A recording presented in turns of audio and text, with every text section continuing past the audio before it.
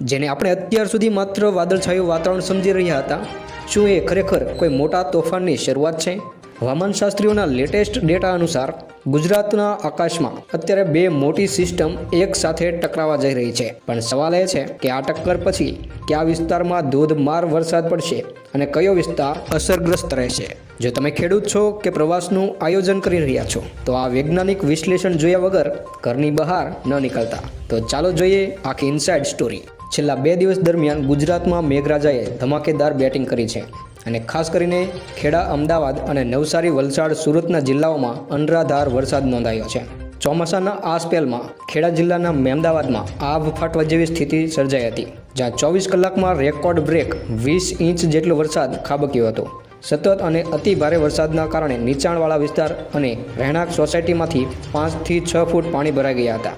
ત્યારબાદ અમદાવાદ જિલ્લાના ધોળકા તાલુકામાં માત્ર 12 થી 24 કલાકના ટૂંકા ગાળામાં 19 ઇંચ જેટલો વિધ્વંસક વરસાદ નોંધાયો હતો. ધોળકા શહેર તેમજ આસપાસના ગ્રામ્ય વિસ્તારોમાં પાણી ગરકાવ થઈ ગયા હતા. માર્ગો પર પાણી ભરાઈ જવાના કારણે વાહન વ્યવહાર ઠપ થઈ ગયો હતો. દક્ષિણ ગુજરાતના નવસારી જિલ્લાના ચીખલી અને ખેરગામ તાલુકામાં 17 થી 18 ઇંચ વરસાદ ખાબક્યો છે. કાવેરી અને અંબિકા જેવી સ્થાનિક નદીઓમાં પૂર જેવા પાણી આવવાથી આસપાસના 12 ગામોમાં સંપર્ક તૂટી ગયો હતો. વહીવટી તંત્ર દ્વારા લોકોને નદી કિનારે ન જવા સૂચના આપવામાં આવી છે અને ઘણા લોકોને બોટ દ્વારા સુરક્ષિત સ્થળે શિફ્ટ કરવામાં આવ્યા છે. આ સિવાય વલસાડના ઉમરગામ અને સુરતના ઉમરપાડા તાલુકામાં પણ 17 ઇંચ જેટલો ભારે વરસાદ નોંધાયો છે. મોટાભાગના અસરગ્રસ્ત જિલ્લાઓમાં શાળાઓમાં રજા જાહેર કરવામાં આવી છે. વાણીભૂષણ પંચાંગ અનુસાર હાલમાં વરસાદનું પુષ્ય નક્ષત્ર ચાલી રહ્યું છે, જેનું વાહન દેડકો છે.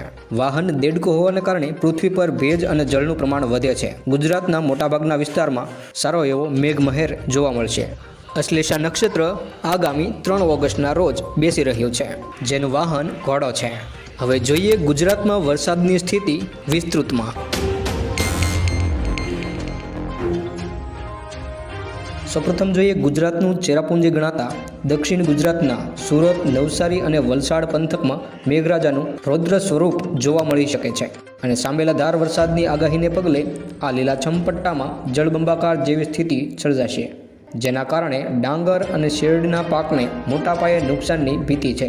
જેથી ખેડૂત મિત્રો અને પશુપાલકોએ પોતાના પશુધનને સુરક્ષિત અને ઊંચાણવાળા સ્થળે ખસેડી લેવા જોઈએ, જેથી કોઈ